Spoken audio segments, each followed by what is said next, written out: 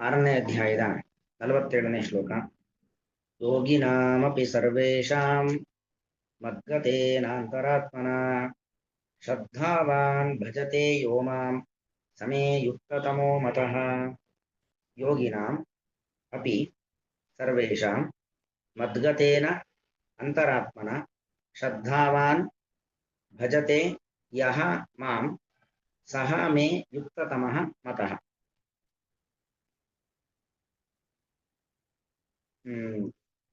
ಭಗವಂತ ಯಾರು ಅತ್ಯಂತ ಯುಕ್ತತಮ ಅಂದ್ರೆ ಸಾಧಕರಲ್ಲಿ ಉತ್ತಮೋತ್ತಮ ಯಾರು ಅನ್ನೋದನ್ನ ಇಲ್ಲಿ ನಿರೂಪಣೆಯನ್ನು ಮಾಡ್ತಾ ಇದ್ದಾನೆ.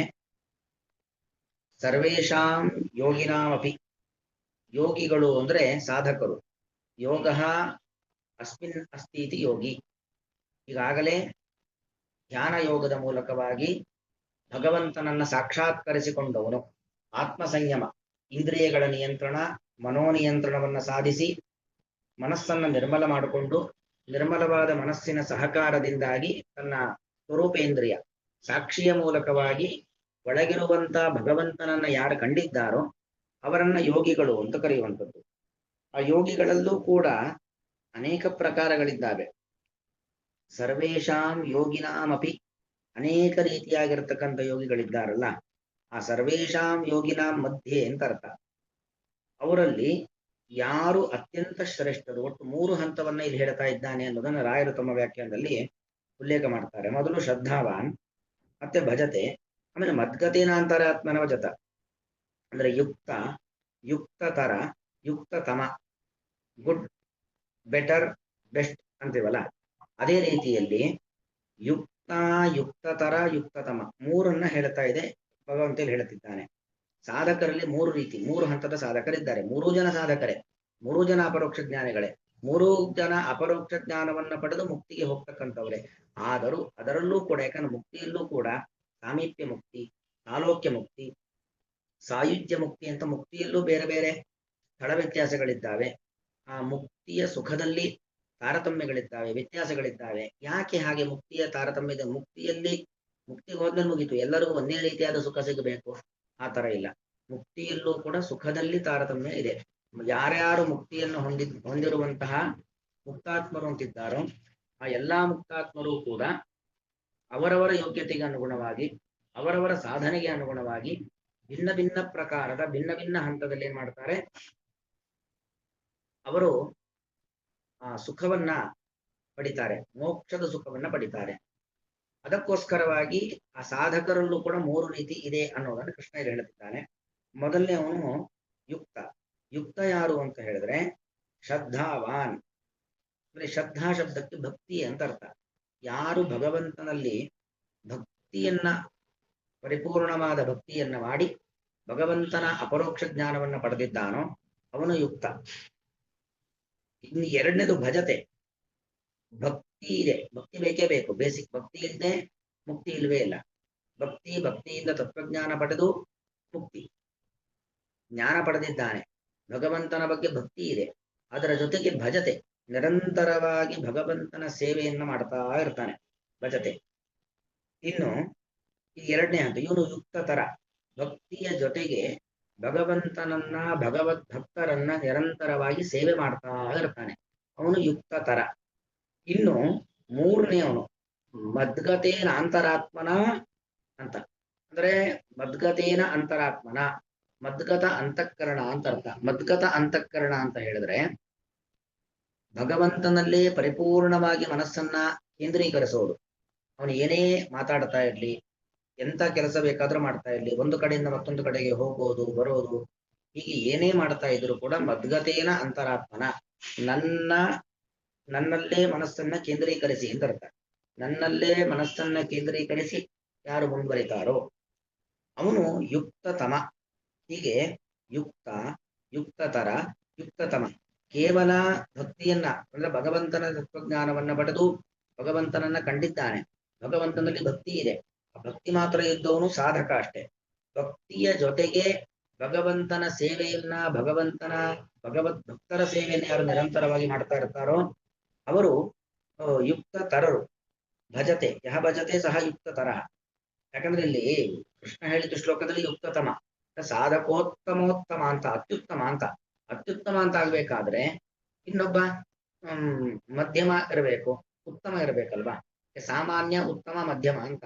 ಸಾಮಾನ್ಯ ಸಾಧಕ ಅಂದ್ರೆ ಯಾರು? ಭಗವಂತನ ಜ್ಞಾನವನ್ನು ಪಡೆದು ಕೇವಲ ಭಗವಂತನಲ್ಲಿ ಭಕ್ತಿ ಇಷ್ಟು ಮಾತ್ರ ಇದ್ದವನು ಸಾಮಾನ್ಯ ಸಾಧಕ, ಅವನು ಯುಕ್ತ. ಅದರ ಜೊತೆಗೆ ನಿರಂತರವಾಗಿ ಭಗವಂತನ ಭಗವದ್ ಭಕ್ತರ ಸೇವೆಯನ್ನು ಮಾಡ್ತಾ ಇದ್ದಾನೋ ಅವನಿನ್ನೂ ಸಾಧಕರಲ್ಲಿ ಮೇಲೆ ಅವನು ಯುಕ್ತ ತರ. ಆ ಭಗವಂತನಲ್ಲಿ ಭಕ್ತಿ ಇದೆ, ಭಗವಂತನ ಸೇವೆ, ಭಗವದ್ ಭಕ್ತರ ಸೇವೆ ಮಾಡ್ತಾ ಇದ್ದಾರೆ. ಅದರ ಜೊತೆಗೆ ಮದ್ಗತೇನ ಅಂತರಾತ್ಮ, ನಿರಂತರವಾಗಿ ಅವನ ಅಂತರಾತ್ಮ ಅಂದ್ರೆ ಅವನ ಮನಸ್ಸು, ಅಂದ್ರೆ ಮನಸ್ಸಿನ ವಿಭಾಗಗಳು, ಮನಸ್ಸು, ಬುದ್ಧಿ, ಚಿತ್ತ, ಚೇತನ, ಅಹಂಕಾರ, ಇದೆಲ್ಲವೂ ಕೂಡ ಭಗವಂತನ ಕಡೆಗೆ ಕೇಂದ್ರೀಕೃತವಾಗಿರತ್ತೆ. ಬೇರೆ ಎಲ್ಲೂ ಕೇಂದ್ರೀಕೃತವಾಗಿರೋದಿಲ್ಲ, ಬೇರೆ ಯಾವುದೇ ವಿಚಾರಗಳನ್ನು ಕೂಡ ಆಲೋಚನೆ ಮಾಡೋದಿಲ್ಲ. ಅವನು ಯುಕ್ತತಮ. ಇಲ್ಲಿ ಕೃಷ್ಣ ಹೇಳಿದ್ದು ಸಹಮೇ ಯುಕ್ತತಮಃ, ಅವನು ಯುಕ್ತತಮ ಅಂತ. ಯುಕ್ತತಮ ಒಬ್ಬ ಆಗ್ಬೇಕು ಅಂತಾದ್ರೆ ಯುಕ್ತ ತರ ಒಬ್ಬ ಇರಬೇಕು, ಯುಕ್ತ ಒಬ್ಬ ಇರಬೇಕು. ಹಾಗಾಗಿ ಯಾರು ಯುಕ್ತ, ಯಾರು ಯುಕ್ತ ತರ, ಯಾರು ಯುಕ್ತತಮ ಅನ್ನೋದನ್ನು ರಾಯರು ತಮ್ಮ ವ್ಯಾಖ್ಯಾನದಲ್ಲಿ ಈ ತರ ನಿರೂಪಣೆಯನ್ನು ಮಾಡಿ ತೋರಿಸ್ತಾರೆ. ಅಂದ್ರೆ ಸಾಧಕರು ಸರ್ವೇಶಾಂ ಯೋಗಿನಾಮಪಿ, ಎಲ್ಲಾ ಯೋಗಿಗಳು ಅಂದ್ರೆ ಜ್ಞಾನ ಯೋಗದ ಮೂಲಕವಾಗಿ ಭಗವಂತನನ್ನ ಸಾಕ್ಷಾತ್ಕರಿಸಿಕೊಂಡವರೆಲ್ಲರೂ ಕೂಡ ಯೋಗಿಗಳು. ಹೀಗೆ ಸರ್ವೇಶಾಂ ಯೋಗಿನಾಮಪಿ ಮದ್ಗತೇನ ಅಂತರಾತ್ಮನ, ಸರ್ವೇಶಾಂ ಅಂದ್ರೆ ಎಲ್ಲಾ ಬಗೆಯ, ಯೋಗಿನಾಂ ಧ್ಯಾನ ಯೋಗಿಗಳ ಮಧ್ಯದಲ್ಲಿ, ಮದ್ಗತೇನ ನನ್ನಲ್ಲೇ ನೆಲೆಗೊಂಡ, ಮದ್ಗತ ಅಂದ್ರೆ ಮೈಗತಃ ಮದ್ಗತಃ, ನನ್ನಲ್ಲೇ ನೆಲೆಗೊಂಡ ಮನಸ್ಸು ಅಂತ ಅರ್ಥ. ನನ್ನಲ್ಲೇ ನೆಲೆಗೊಂಡಂತಹ ಅಂತರಾತ್ಮನ ಮನಸ್ಸಿನಿಂದ, ಶ್ರದ್ಧಾವಾನ್ ಭಕ್ತಿಯಿಂದ, ಸದ್ಭಕ್ತಿಯಿಂದಾಗಿ, ಭಕ್ತಿ ಉಳ್ಳವನಾಗಿ ಅಂದ್ರೆ ಜ್ಞಾನಪೂರ್ವಕವಾದ ಭಕ್ತಿ ಉಳ್ಳವನಾಗಿ, ಯಹ ಮಾಂ ಭಜತೆ ಯಾರು ನನ್ನನ್ನ ಸೇವಿಸುತ್ತಾರೋ, ಸಹ ಯುಕ್ತ, ಅದು ನಾವು ಅನ್ವಯ ಮಾಡ್ಕೊಳ್ಬೇಕು, ಅವನು ಯುಕ್ತ. ಇನ್ನು ಯಹ ಶ್ರದ್ಧಾವಾನ್ ಭಜತೆ, ಶ್ರದ್ಧೆ ಜ್ಞಾನಪೂರ್ವಕವಾದ ಭಕ್ತಿಯ ಜೊತೆಗೆ ಸೇವೆ, ಭಗವಂತನ ಮತ್ತು ಭಗವದ್ ಭಕ್ತರ ಸೇವೆಯನ್ನು ಮಾಡ್ತಾನೋ ಅವನು ಯುಕ್ತ ತರ, ಸಾಧಕರಲ್ಲಿ ಮತ್ತೂ ಮೇಲಿನವನು. ಇನ್ನು ಯಾರು ಶ್ರದ್ಧೆಯನ್ನು ಹೊಂದಿ ಭಜತೆ ನನ್ನ ಮತ್ತು ನನ್ನ ಭಕ್ತರ ಸೇವೆಯನ್ನು ಮಾಡ್ತಾನೋ, ಅದರ ಜೊತೆಗೆ ಮದ್ಗತೇನ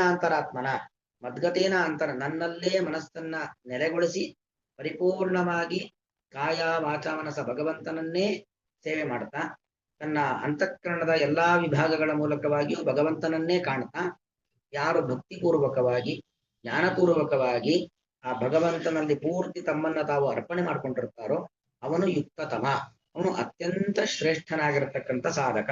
ಅಲ್ಲಿಗೆ ಭಗವಂತನ ಜ್ಞಾನ ಬೇಕು, ಅದರ ಜೊತೆಗೆ ಭಗವಂತನಲ್ಲಿ ಪರಮ ಭಕ್ತಿ ಬೇಕು, ಅದರ ಜೊತೆಗೆ ಭಗವಂತನನ್ನ ಮತ್ತು ಭಗವದ್ ಭಕ್ತರನ್ನ ನಿರಂತರವಾಗಿ ಭಜತೆ ಸೇವಿಸಬೇಕು. ಇದೆಲ್ಲ ಮಾಡುವಂತ ಸಂದರ್ಭದಲ್ಲಿ ಭಗವಂತನಲ್ಲಿ ನಾವು ಪರಿಪೂರ್ಣವಾಗಿ ಕೇಂದ್ರೀಕೃತರಾಗಬೇಕು. ಭಗವಂತ ಬಿಟ್ಟು ಮತ್ತೇನೂ ನಮ್ಮ ದೃಷ್ಟಿಯಲ್ಲಿ ಇರಬಾರದು. ಭಗವಂತನ ಅನುಗ್ರಹ ಬಿಟ್ಟು ಮತ್ ಯಾವ ರೀತಿಯಾಗಿರ್ತಕ್ಕಂಥ ಫಲಾಪೇಕ್ಷೆಗಳು ಇರಬಾರದು. ಯಾಕಂದ್ರೆ ನಾವು ಮಾಡ್ತಕ್ಕಂಥ ಕೆಲಸ ಅದು ಮೋಕ್ಷದ ಫಲವನ್ನು ಈಗ ನೋಡಿ, ನಿಷ್ಕಾಮ ಕರ್ಮ ಯಾವುದೇ ಫಲಾಪೇಕ್ಷೆಯನ್ನ ಇಟ್ಟುಕೊಳ್ಳದೆ, ಲೌಕಿಕ ಫಲಗಳ ಅಪೇಕ್ಷೆಯನ್ನ ಇಟ್ಟುಕೊಳ್ಳದೆ ಕರ್ಮವನ್ನ ಮಾಡಬೇಕು, ಅದು ಶ್ರೇಷ್ಠವಾದದ್ದು. ಮೋಕ್ಷದ ಫಲ ಇಟ್ಕೊಂಡ್ರೆ ಅದೇನು ದೊಡ್ಡ ವಿಚಾರ ಅಲ್ಲ, ಅದೇನು ಅದು ನಿಷ್ಕಾಮ ಕರ್ಮ ಅಂತಾನೆ ಕರೆಸ್ಕೊಳ್ಳುತ್ತೆ. ಮೋಕ್ಷವನ್ನ ಬೇಕಾದ್ರೆ ಬಯಸಬಹುದು. ಆದ್ರೆ ಕೆಲವರು ಏನು ಏಕಾಂತ ಭಕ್ತರು ಅಂತ ಕರೀತಾರೆ, ಅವರು ಮೋಕ್ಷವನ್ನೂ ಬಯಸೋದಿಲ್ಲ, ಕೇವಲ ಭಗವಂತನಲ್ಲಿ ಮನಸ್ಸನ್ನ ಕೇಂದ್ರೀಕರಿಸಿ ಕೆಲಸ ಮಾಡ್ತಾರೆ. ಉದಾಹರಣೆಗೆ ಹನುಮಂತ ದೇವರು ಅಂದ್ರೆ ವಾಯುದೇವರು, ಅವರು ಮಧ್ವರಾಗಿ ಅವತಾರ ಮಾಡಿದಾಗ, ಭೀಮನಾಗ ಅವತಾರ ಮಾಡಿದಾಗ, ಹನುಮಂತನಾಗ ಅವತಾರ ಮಾಡಿದಾಗ ಎಲ್ಲಾ ಸಂದರ್ಭದಲ್ಲೂ ಕೂಡ ಮಧ್ವರಾಗಿ ಅವತಾರ ಮಾಡಿ ವೇದವ್ಯಾಸ ದೇವರ ಸೇವೆಯನ್ನ ಮಾಡಿದ್ರು, ಭೀಮನಾಗ ಅವತಾರ ಮಾಡಿ ಕೃಷ್ಣನ ಸೇವೆಯನ್ನ ಮಾಡಿದ್ರು, ಹನುಮಂತನಾಗಿ ಅವತಾರ ಮಾಡಿ ರಾಮನ ಸೇವೆಯನ್ನ ಮಾಡಿದ್ರು. ಅಲ್ಲಿ ಯಾವ ಅಪೇಕ್ಷೆಯೂ ಇಲ್ಲ, ಮೋಕ್ಷದ ಅಪೇಕ್ಷೆಯೂ ಕೂಡ ಇಲ್ಲ, ಭಗವಂತನ ಅನುಗ್ರಹ. ಹನುಮಂತನಿಗೆ ರಾಮನ ಕೃಪಾ ದೃಷ್ಟಿ ಬೀಳಬೇಕು, ಇಷ್ಟೇ ಬಯಕೆ ಬಿಟ್ಟು ಮತ್ತೆ ಯಾವ ಬಯಕೆ ಇಲ್ಲ. ಭೀಮನಿಗೆ ಕೃಷ್ಣಾನುಗ್ರಹ ಆಗಬೇಕು ಅನ್ನೋ ಬಯಕೆ ಬಿಟ್ಟು ಮತ್ತೆ ಯಾವುದೂ ಇಲ್ಲ. ಮಧ್ವರಿಗೆ ವ್ಯಾಸಾನುಗ್ರಹ ಆಗಬೇಕು ಅನ್ನೋ ಬಿಟ್ಟು ಮತ್ತೆ ಯಾವ ಬಯಕೂ ಇಲ್ಲ. ಹೀಗೆ ನಿಷ್ಕಲ್ಮಶವಾದ ಭಕ್ತಿ, ಮೋಕ್ಷವನ್ನೂ ಕೂಡ ಬಯಸದೇನೆ, ಅದು ಮದ್ಗತೇನ ಅಂತರಾತ್ಮನ ಅಂದ್ರೆ ಹಾಗೆ ಕೇವಲ ಭಗವಂತನಲ್ಲಿ ಮನಸ್ಸನ್ನ ಕೇಂದ್ರೀಕರಿಸಿ, ಕೇವಲ ಭಗವಂತನ ಅನುಗ್ರಹವನ್ನ ಬಿಟ್ಟು ಮತ್ತೇನನ್ನೂ ಬಯಸದೇನೆ ಯಾರು ಹೀಗೆ ಭಕ್ತಿಯನ್ನ ಮಾಡ್ತಾರೋ ಅವರು ಅತ್ಯಂತ ಶ್ರೇಷ್ಠರಾಗಿರತಕ್ಕಂಥ ಸಾಧಕರು. ಇಲ್ಲಿಗೆ ಒಬ್ಬ ಸಾಧಕ ಆಗಬೇಕು ಅಂತಾದ್ರೆ ನಾವು ಭಗವಂತನ ಅರಿವನ್ನ ಪಡಿಬೇಕು, ದೇವರ ಬಗ್ಗೆ ತತ್ವಜ್ಞಾನವನ್ನ ಪಡಿಬೇಕು, ದೇವರ ಬಗ್ಗೆ ತತ್ವಜ್ಞಾನವನ್ನ ಪಡೆಯುವುದರ ಜೊತೆಗೆ ಭಗವಂತನಲ್ಲಿ ಭಕ್ತಿ, ಆ ಭಕ್ತಿ ಎಂಬುವಂಥದ್ದು ದಿನೇ ದಿನೇ ಏನಾಗ್ತಾ ಹೋಗ್ಬೇಕು, ಹೆಚ್ಚುತ್ತಾ ಹೋಗ್ಬೇಕು, ಭಕ್ತಿ ಉತ್ಕೃಷ್ಟವಾಗ್ತಾ ಹೋಗ್ಬೇಕು. ಅದರ ಜೊತೆಗೆ ಭಗವಂತನ ಮತ್ತು ಭಗವದ್ ಭಕ್ತರ ಸೇವೆ ಮಾಡಬೇಕು. ಎಲ್ಲಾ ಕಾರ್ಯಗಳ ಜೊತೆಗೆ ನಮ್ಮ ದೇಹ ಇದ್ದಷ್ಟು ದಿವಸ ನಾವು ಬದುಕಿರ್ತೇವೆ. ಆ ಬದುಕಿದ್ದಷ್ಟು ದಿವಸವೂ ಕೂಡ ಆಹಾರ ಸ್ವೀಕಾರ ಮಾಡೋದು, ಆಯಾಸ ಪರಿಹಾರಕ್ಕೆ ನಿದ್ರೆ ಮಾಡೋದು, ಲೌಕಿಕ ವ್ಯವಹಾರ ನಡೆಯಲಿಕ್ಕೋಸ್ಕರವಾಗಿ ಮಾತನಾಡುವಂಥದ್ದು, ಮತ್ತೊಬ್ಬರಿಗೆ ಉಪದೇಶ ಮಾಡುವಂಥದ್ದು, ಹೀಗೆ ಪ್ರತಿ ಸಂದರ್ಭದಲ್ಲೂ ಕೂಡ ಮದ್ಗತೇನ ಅಂತರಾತ್ಮನ, ಭಗವಂತನಲ್ಲಿ ನಮ್ಮ ಮನಸ್ಸನ್ನ ಕೇಂದ್ರೀಕರಿಸಬೇಕು. ಈ ರೀತಿಯಲ್ಲಿ ಇದ್ದು ಯಾರು ಆ ಭಗವಂತನ ಸೇವೆಯನ್ನ ಮಾಡ್ತಾನೋ ಅವನು ಅತ್ಯಂತ ಶ್ರೇಷ್ಠನಾಗಿರತಕ್ಕಂಥ ಸಾಧಕ ಎಂಬಂತ ವಿಚಾರವನ್ನ ಹೇಳ್ತಾ ಇದ್ದಾನೆ. ಯೋಗಿನಾಮಪಿ ಸರ್ವೇಷಾಂ ಮದ್ಗತೇನಾಂತರಾತ್ಮನ ಶ್ರದ್ಧಾವಾನ್ ಭಜತೆ ಯೋ ಮಾಂ ಸಮೇ ಯುಕ್ತ ತಮೋ ಮತಃ. ಮತಃ ಮತಃ ಅಂದ್ರೆ ಇದು ನನ್ನ ಅಭಿಪ್ರಾಯ, ಶಾಸ್ತ್ರದ ಅಭಿಪ್ರಾಯ ಅಂತ ಅಭಿಪ್ರಾಯ. ಇಲ್ಲಿಗೆ ಭಗವದ್ಗೀತೆಯ 6ನೇ ಅಧ್ಯಾಯ ಮುಕ್ತಾಯವಾಗ್ತಾ ಇದೆ. ಈ 6ನೇ ಅಧ್ಯಾಯ ಧ್ಯಾನ ಯೋಗ ಅಂತ ಹೆಸರದಕ್ಕೆ, ಅಥವಾ ಆತ್ಮ ಸಂಯಮ ಯೋಗ ಅಂತ ಅರ್ಥ.